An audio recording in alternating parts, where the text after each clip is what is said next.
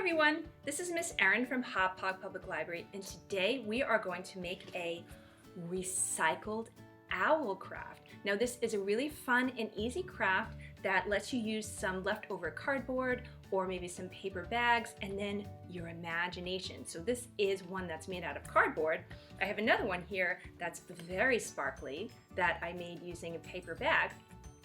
So what do you need to get started?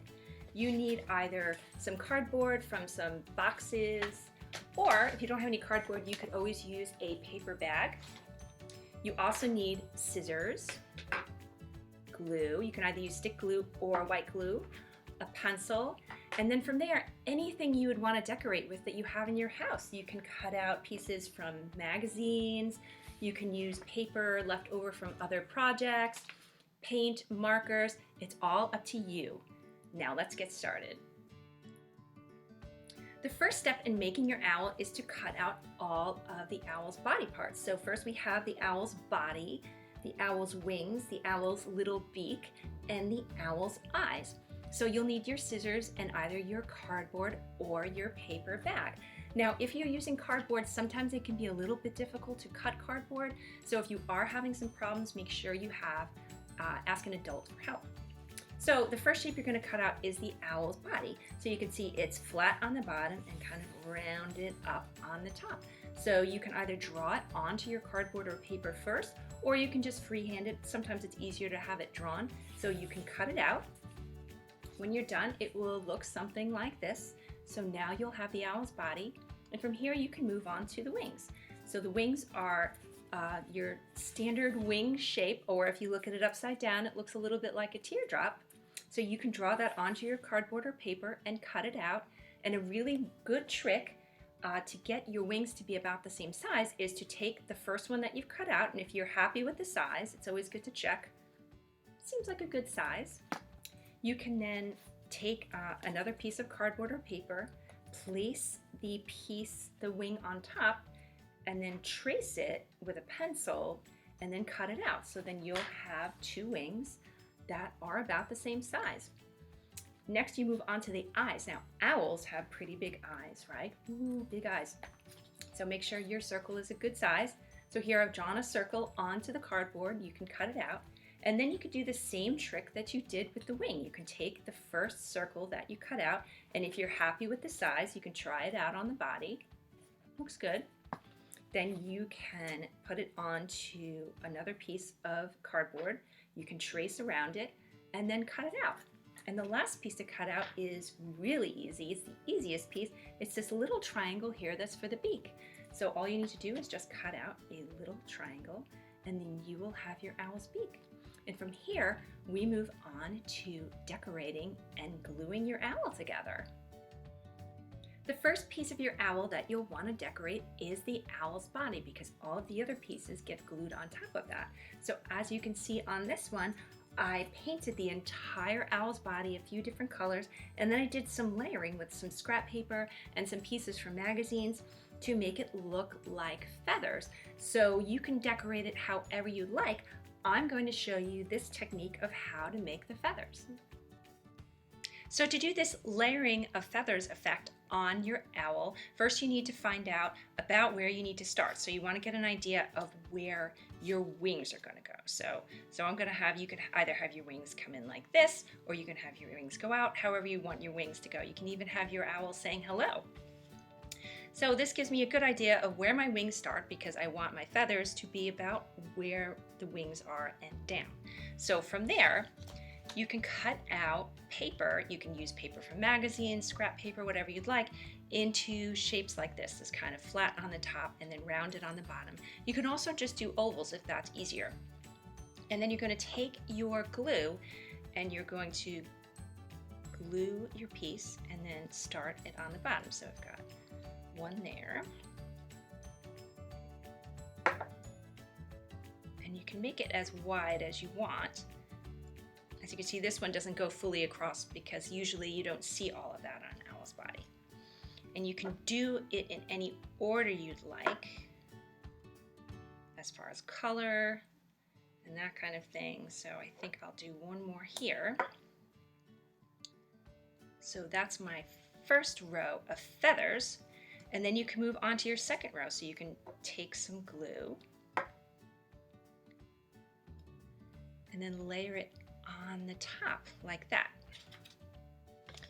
And then you can just keep doing that until you get to the top. It can take a few minutes, but it does look really cool.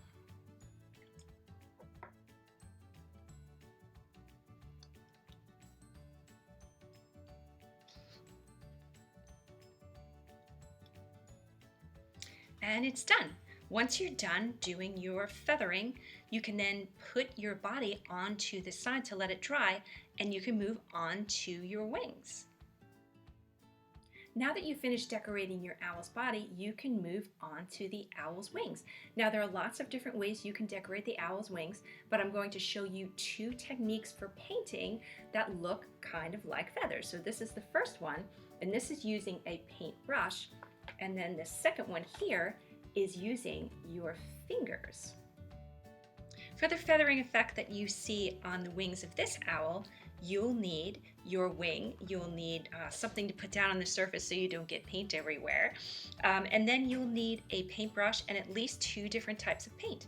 And the first thing you need to do is to decide what color you want to go on the bottom, so what you want your primary color to be. For this one, I'm going to use white, so you want to paint your entire wing that color.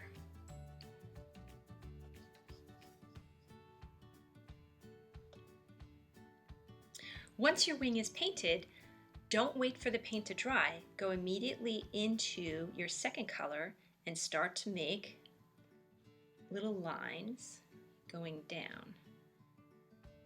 And you'll notice it's going to start mixing with the paint color you have on the bottom, and you start to get an effect that looks kind of like feathers.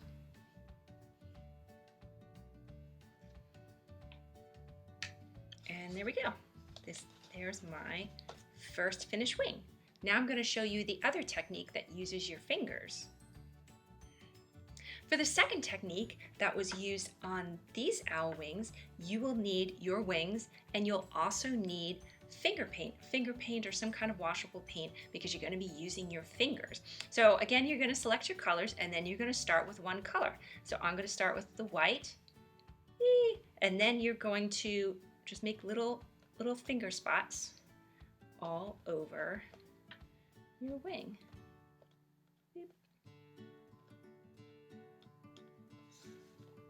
Once you've got a number of finger spots in one color, you can then move on to the next color. And again, don't wait for that first color to dry. Just go right in, because then it will start kind of mixing as you go.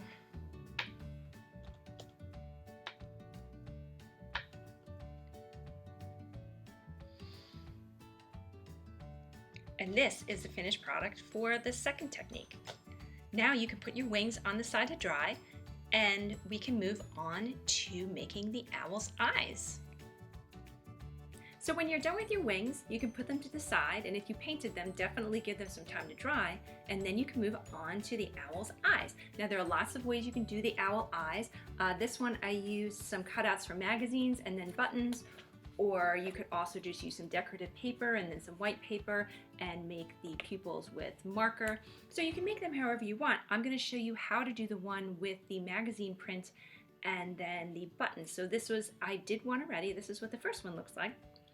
So in order to make that, you're going to take your cardboard cutout of your eye, and you're going to take the print that you want to have on your eye, and you're going to take your pencil and trace around it, and then you can cut it out. So I'm going to cut this out really quickly. Once it's cut out, you can then glue it on using either stick glue or white glue.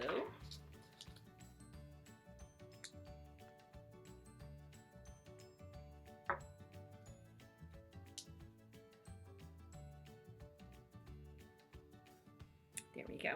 And then you can glue on your button. Now your buttons don't have to match. Mine don't exactly match. They are about the same size. Just get some glue on the back of your button. You may have to use white glue for it, depending. And then you definitely want to give this a little bit of time to dry. Then you'll have your two owl eyes. And the last piece that you want to do is going to be your beak. Now you can color your beak with marker, you can paint it, you can leave it just like this. I'm going to leave mine just like this. And once you're done decorating everything and it's all dry, it's time to glue it all together. Once all of your pieces have been decorated and anything that was painted or glued has had time to dry, it's now time to put together your owl. So first you're going to put on the eyes. So you need some glue, either white glue or stick glue. You need to get some glue on the back. I'm going to put the eyes up here at the top, right? Get the other one. And if you want, you could put them in kind of, make the buttons go in kind of a silly direction. Doesn't really match. And next you're going to glue on the beak. So just a little bit of glue on the back of the beak. There we go. And that's going to go right underneath your eyes. And last, you can glue on your wings. So before you put any glue on the wings, you want to decide if you want your wings in, if you want them out, exactly what position, so you know where you should be putting your glue. So let's get some glue over here. So that's wing number 1.